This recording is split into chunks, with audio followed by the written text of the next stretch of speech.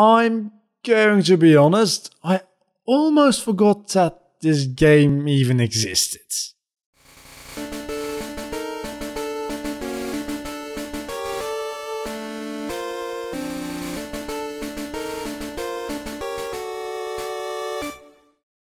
The thing about this game is, it's a very different game depending on the platform you play it on. Originally I wanted to play the PC version for this video, but there were some issues getting that to run on my PC, so I changed to the PlayStation 1 version, which I'd say is the closest to the PC version, but still very different.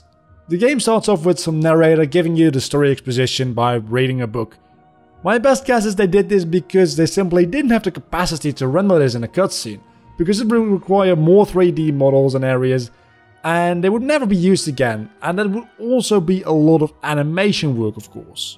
It's not the only time this happens though, and most of the time it does seem to be a matter of avoiding extra 3D models, but there's also moments where I feel like they just wanted to rush off a bit of story and get on with the game. When you finally start the game, you're already in Hogwarts and you get introduced to what the fuck is wrong with his face? I mean, Dumbledore. So yeah, the world itself doesn't look all that bad, but the characters walking around in the castle look horrible.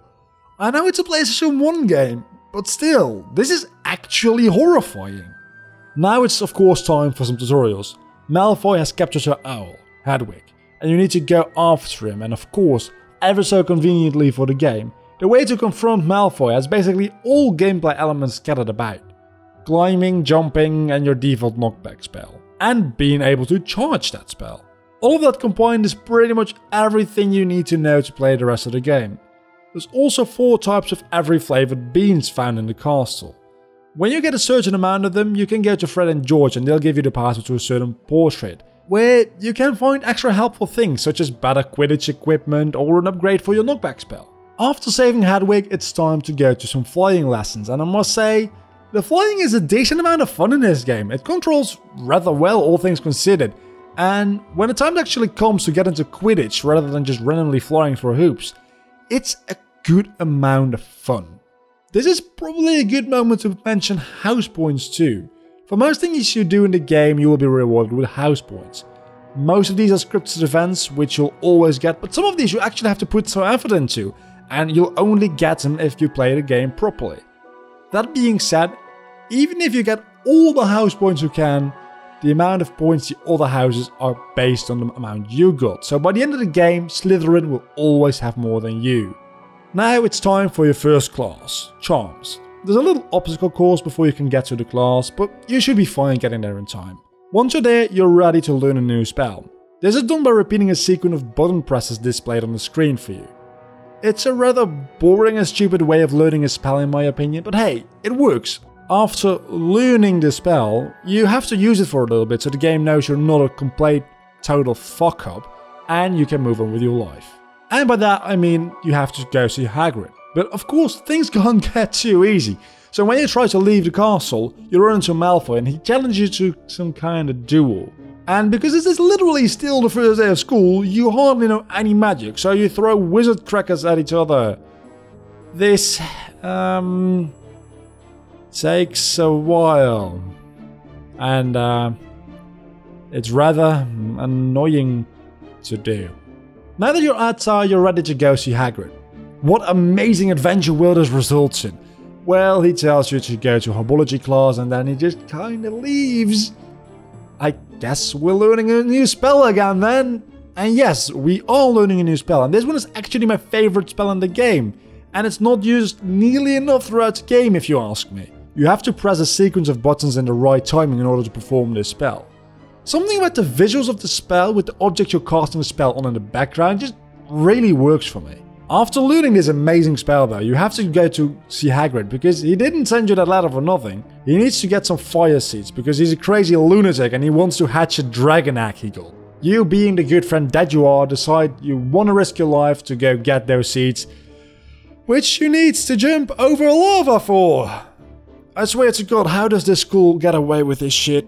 On your way to go find this plant though, you encounter your actual first boss fight. One that's not based on throwing crackers in Malfoy's face. This one is actually rather hard.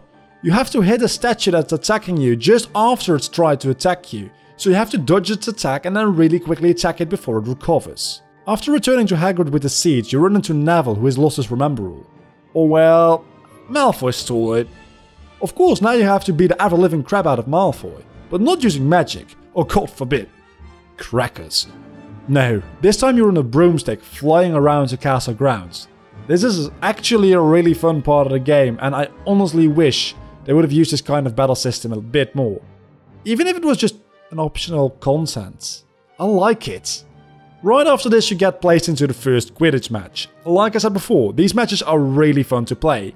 As a Seeker you have to catch the golden snitch, which flies around and leaves rings behind. Fly through these rings and slowly fill up the bar in the bottom of the screen, until it's full.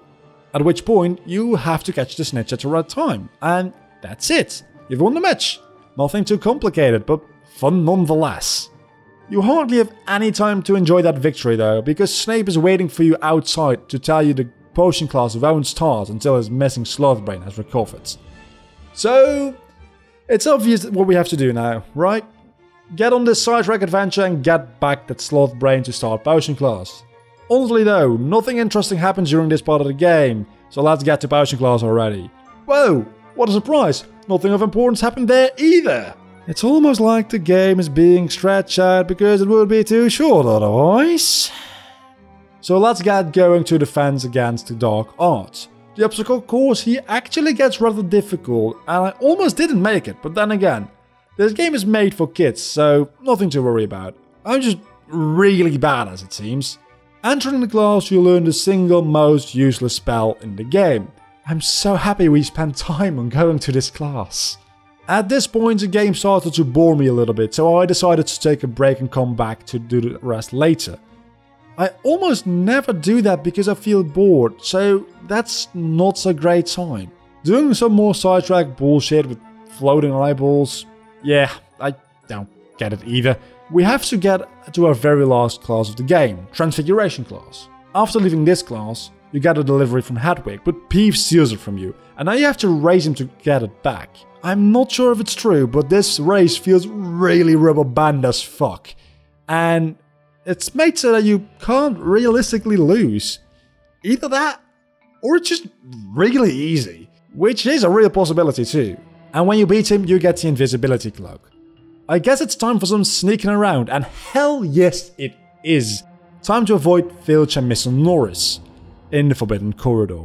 There's invisibility tokens placed around the map here, which, well, they make you invisible for a short period of time. While invisible, you need to get a key and run to a door to open it. Doing that just a couple of times might sound easy, but every time you fail, you have to start from the very beginning. So if you get caught just before the last door, it will send you all the way back. Now we get to what might be one of my favorite parts of the game. It turns out while you were sneaking around, a troll escaped, and while talking about this to Ron, he just so happens to show up. Time to run! Being chased around by this troll while making some really difficult jumps is actually challenging, and I think it's the first time I've died in this game at all. After knocking out the troll, you play some Quidditch and then you go to Diagon Alley with Hagrid. How you're allowed to just run and leave school is a question that I have no answer to, but hey, who am I to judge? Anyway, firstly you're off to Gringotts to get some money. You need to get 3 types of coins: Knuts, Sickles and Galleons.